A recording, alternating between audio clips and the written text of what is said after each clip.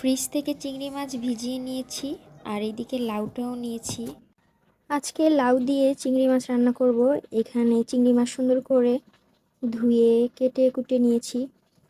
আর এইদিকে লাউটাও পুরো সম্পূর্ণটা লাউ কাটা হয়েছে আর এটাও সুন্দর করে ধুয়ে নিয়েছি।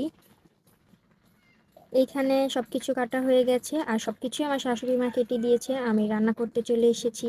টমেটো, কাঁচামরিচ, রসুন কুচি, পেঁয়াজ কুচি